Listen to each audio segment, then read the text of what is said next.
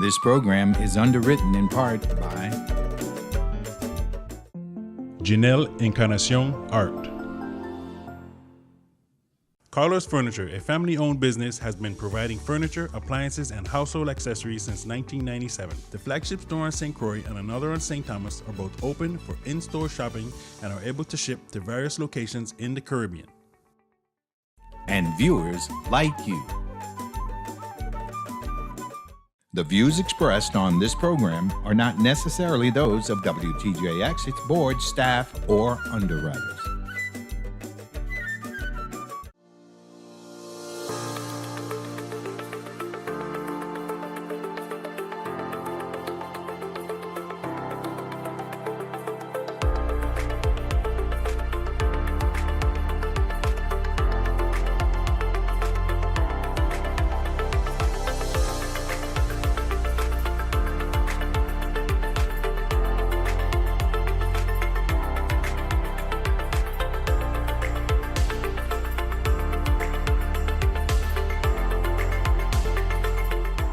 Welcome to the Bookcase.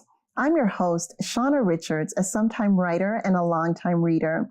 I invite you to join me as we explore the bookcase and celebrate Virgin Islands authors and talent. Each week on the Bookcase, we'll introduce you to a local author and learn more about them and their work. A storyteller lives in each of us, and I'm so excited to give our homegrown storytellers a chance to tell their story.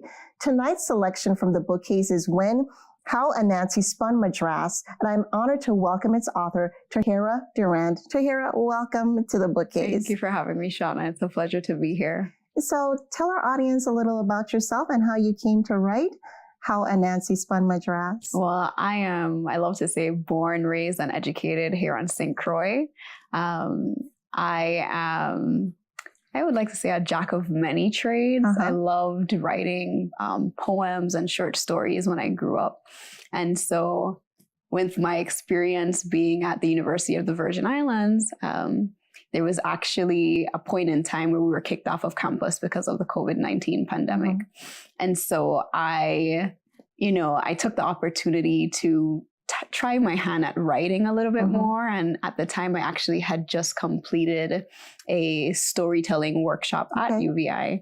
And so I just started writing How Anansi Spun Madras because I needed something to kind of get my mind off of the pandemic. And so the story just kind of unraveled and revealed itself to me over time. Aside from writing, I'm also an entrepreneur. So I've been trying to make writing a part of who I am and make it a business. And I've also been able to share my talent with those in the community. Nice. So you said the story just came to you. Now, Anansi is a popular figure throughout the children's literature. Is that the story that you set out to write? Specifically about Anansi? Yes. So because, or prior to leaving campus, we were learning about cultural storytelling. And a few of the stories that we read were specifically Anansi stories. And they always took me back to a time in elementary school where I grew up, listening to Anansi stories, learning how to dance quadrille and maypole.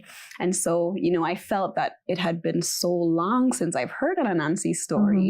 Why don't I try my hand at writing an original Anansi tale?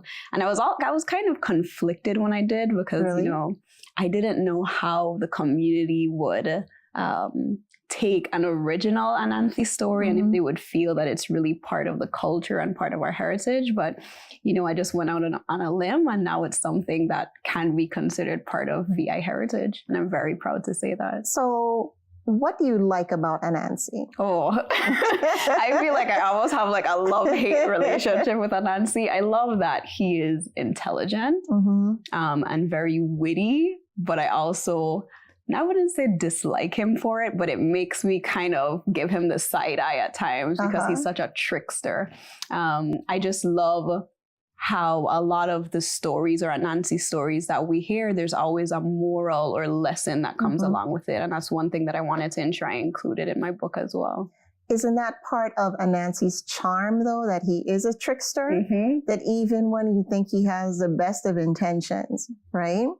He's thinking how he's going to get over. Won over. Yeah. Yeah. And I love that about him, but I feel like sometimes I'm like, I wanted Anansi to kind of, learn a little bit as well, because I feel like in a lot of the stories that we've read, he always outsmarts everyone and he always wins. But I was like, Nancy, I feel like you need to learn a little lessons yourself too. Yeah.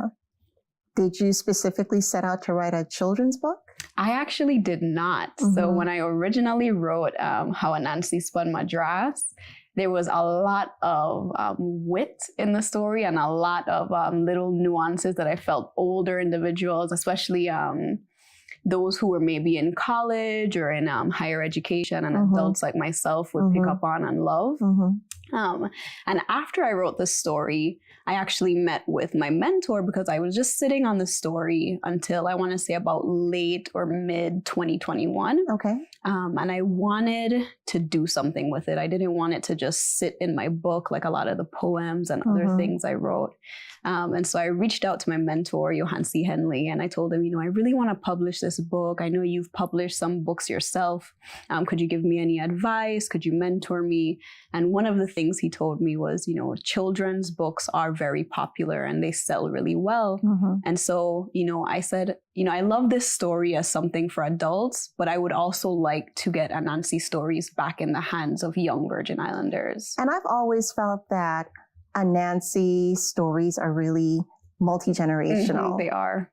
Because he's a character that you read as a child, you may revisit it as a young adult, you revisit it when you're older. So there's something in how Anansi Spun Madras for everyone, I think. There is. And I think as you age and when you revisit these stories, you also get to pick up on things that you didn't pick up on when you were younger. So when did you start writing? Anansi Spun Madras is your first published book. Yes.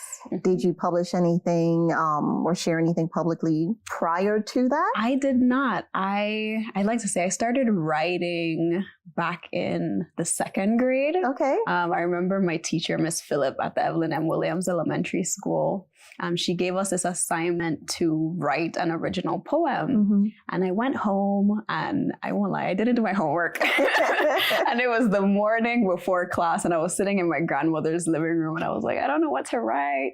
I was trying to think of anything. And then I saw this poem framed on top of her wall. And I was like, let me try to see if I could, alter this poem in some way or make like a spin-off of the poem. And I decided to write, the poem was originally based on your mother and it was like, to one who bears the sweetest name and adds luster to the same, long life to her, for there's no other who takes the place of my dear mother. And I was like, I want to make a spin-off. I want to write something about my dad.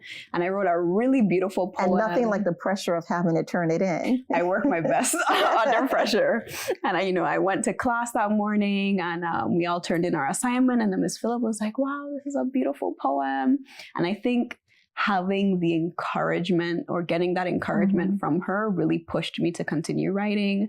And from there, I would just keep writing poetry and short stories.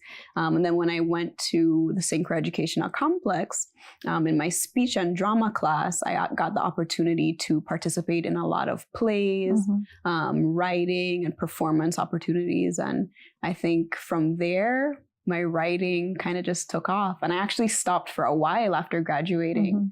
So How Anansi Spun Madras was one of the first things that, I wrote and reshared with the world. What I really loved about How Anansi Spun Madras is the vibrant illustrations. Did you draw those yourself or did you work with an illustrator? I wish I drew these, but my illustrator is actually from Brazil.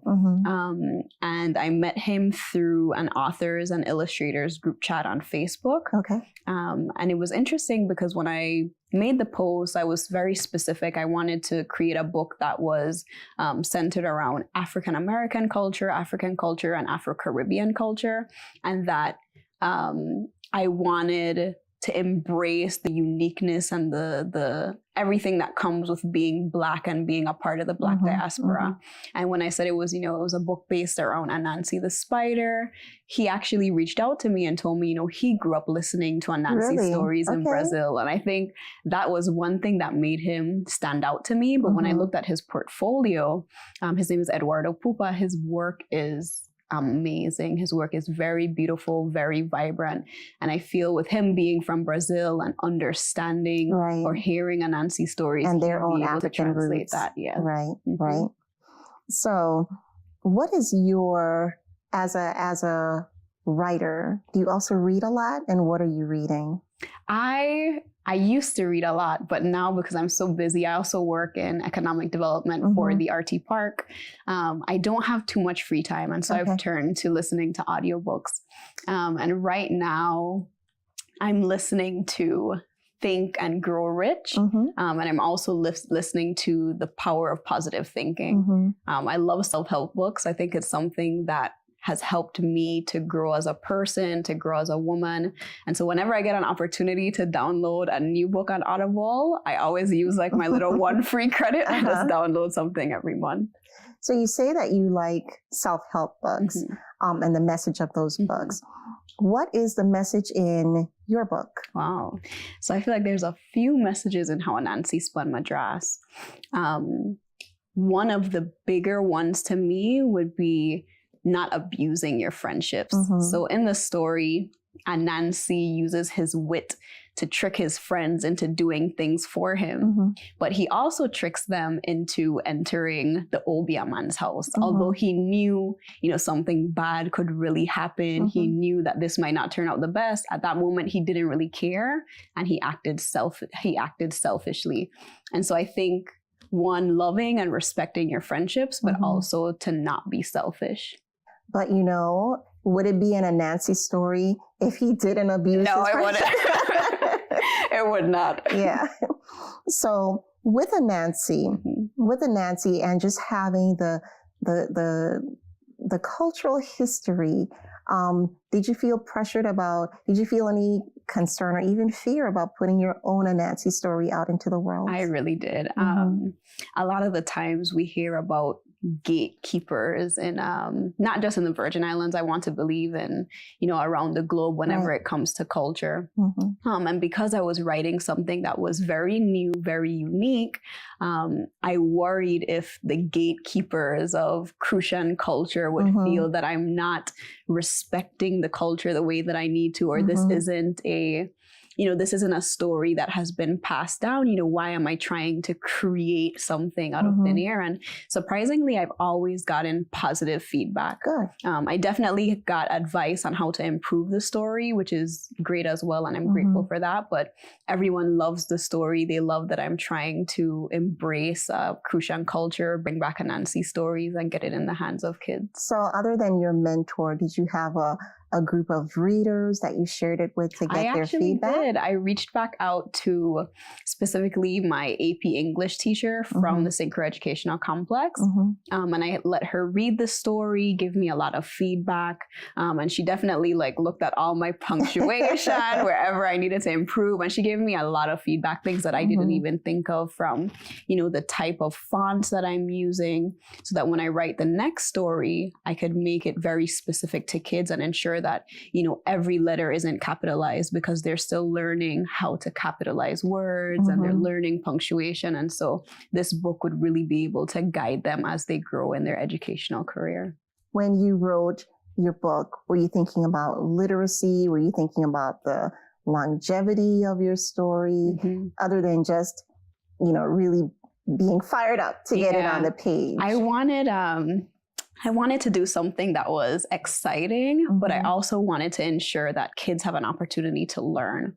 And so I tried to use words that might be somewhat advanced, but would progress with kids. So words like mischievous and prideful. And I think at one point the Obia man says, I'll teach you a lesson, or for your transgressions, I'll teach you a lesson. And so Right. as you And I saw that you do have I think a glossary in the back. Yeah. So as you read the story, you'll notice that there are some words that are underlined. There's also Crucian words in the book.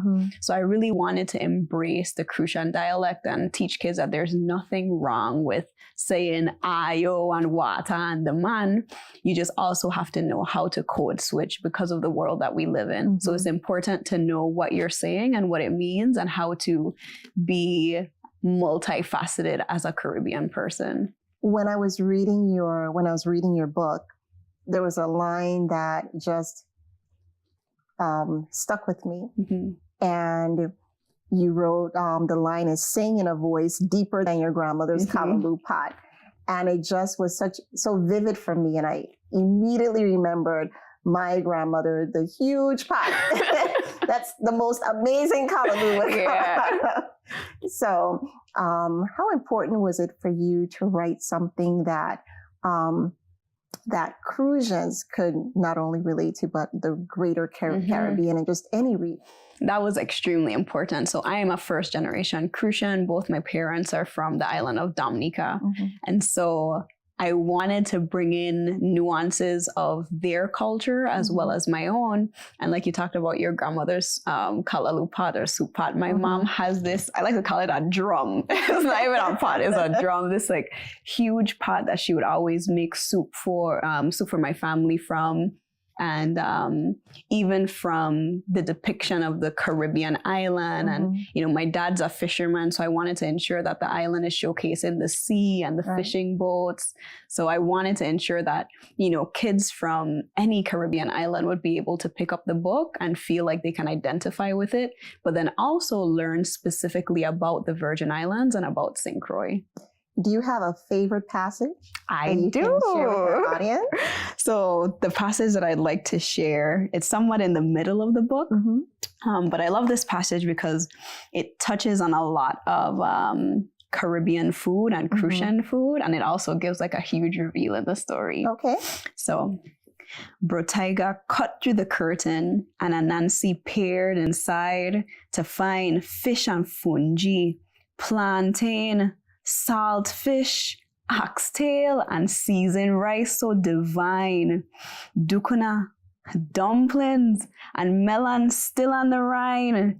Lime juice, passion fruit, and guava juice too. There was so much to choose from. It's as if his wildest dreams came true. Clever little Anansi hopped off Tiger's back. Ayo, I feeling really weak, so I gonna wait outside while Ayo grab the snacks.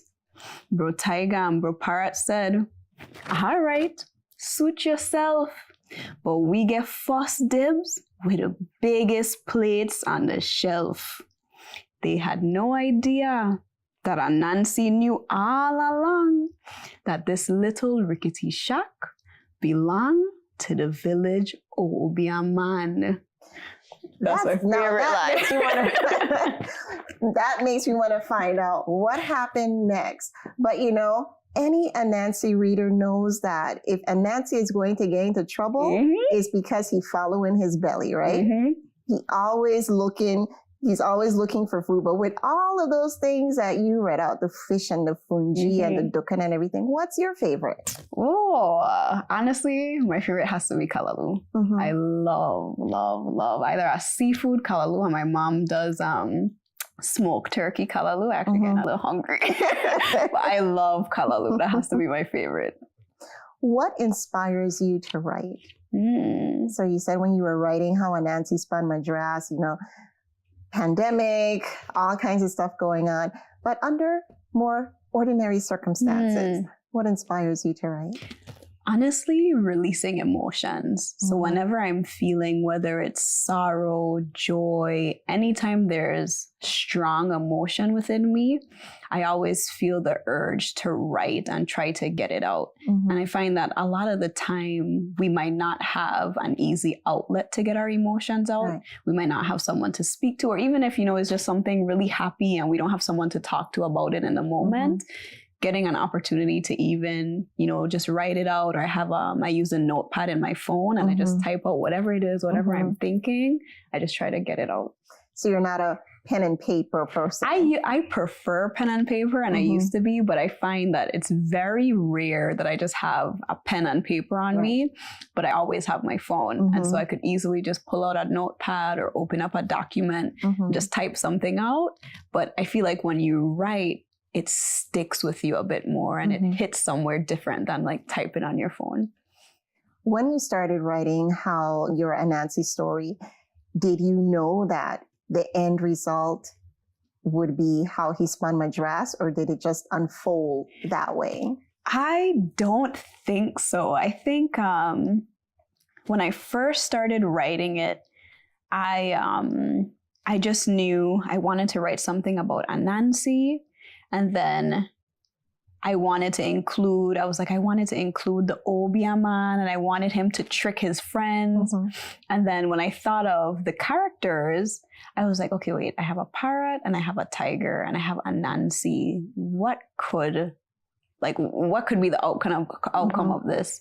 And I was also starting to see a lot of Madras, and I think they had recently came out with the VI Madras. And so it kind of like something just clicked in my mind, and I was like, I wonder if I could write how Anansi created Madras, because, we use Madras for so many things in our culture, but, we don't really talk about how Madras originated and where it came from. And I thought creating this unique story that explains or creates a story around, Anansi, this famous Caribbean folk hero, creating this beautiful fabric that we use for so many things, it would just be, I knew in my soul that it would turn out being something that would be really impactful to our culture.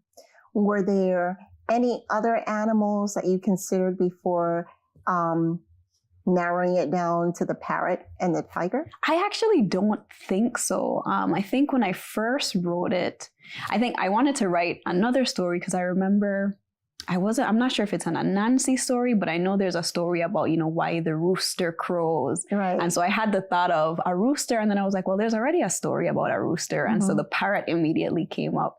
And it was interesting because after I chose the characters and when I finished the story, I started doing some background research. And I honestly didn't know this, but Madras had originated from Madras, India. And I was like, oh, wow. So then I was like, what's the national animal of India? And it was like the tiger is actually the national animal. And then I was like, wait, I wonder if the parrot could relate to this in some way. And so I looked up, what were the first two Caribbean islands to make Madras their cultural wear, or their national wear.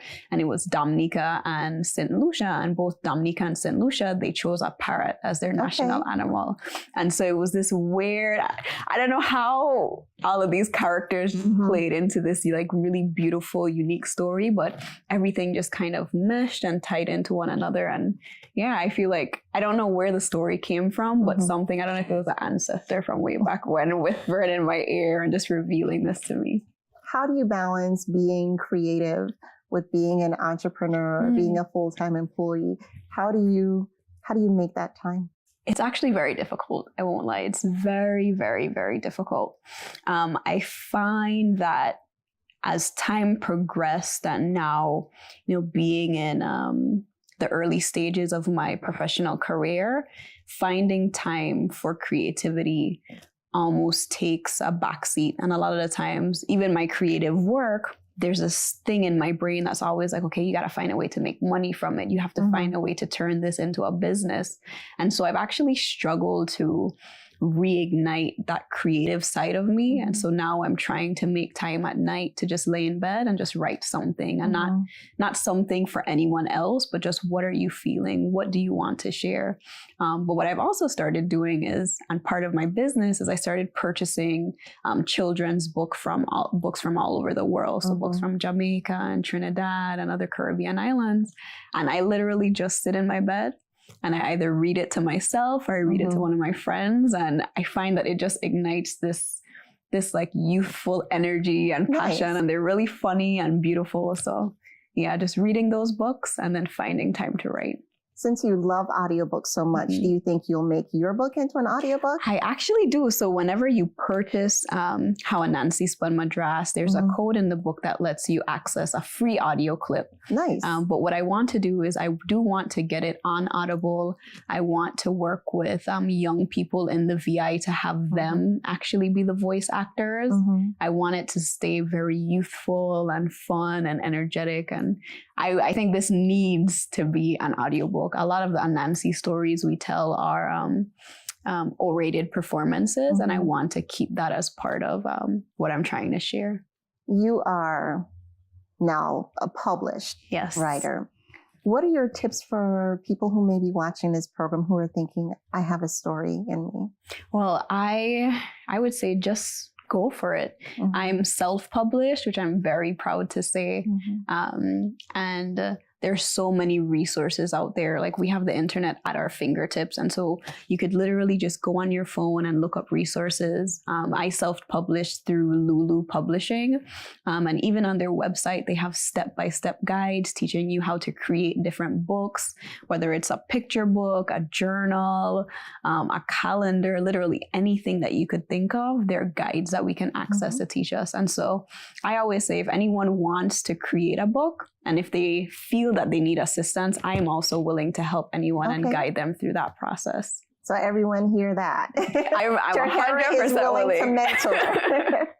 I feel like I have to, because someone was willing to mentor me, I feel like I also have to be willing to pass on that torch and mentor somebody else. And I feel like there's so many stories out there just waiting to be shared. So if we each have an opportunity to, take those stories from our mind and put it onto paper and then share it with the rest of the world, we could hear so many unique tales and unique stories. So what's next for you? Another children's book, poetry? Are you going to explore other genres? I definitely want to do another children's book. I actually had the pleasure of working with Project Promise for a 12-week creative expression workshop where I walked some kids through writing or creating their own cultural story and trickster tale. And so they created their book and it's entitled Anansi, Friends and the Separation. And they talk about how Anansi pretty much tricked his friends and got in a bind with his friends, and they angered the wind spirit called Hurricane. And so the hurricane pretty much blasted, we could just say Pangea, or blasted Pangea apart and banished each of these friends to different islands. And that's how the Caribbean was created. And each year when the flamboyant tree blooms, the wind god promised to return again and wreak havoc on the friends. And so that's why when you see the flamboyant blooming, it's a sign of hurricane season. Yeah, very seasonal. Yeah, so I want to take these stories, work with more young people in the community, and after they create this story, I want to work with them to now get it published and have a hardcover copy. I've had great news, and there's a potential for me to publish my book with Simon & Schuster. Nice. So I'm definitely looking for more opportunities to write and publish children's stories.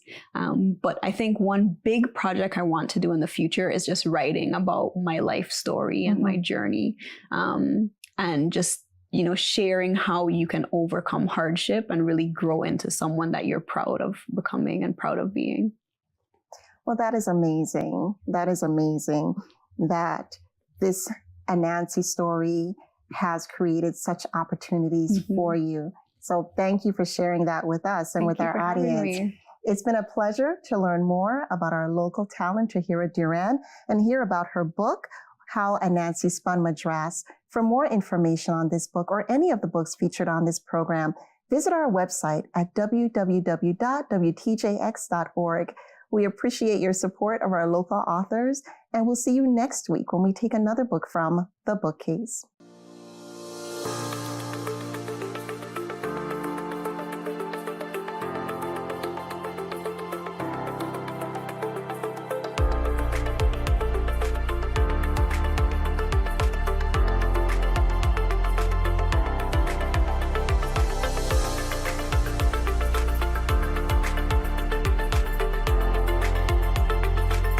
The views expressed on this program are not necessarily those of WTJX, its board, staff, or underwriters.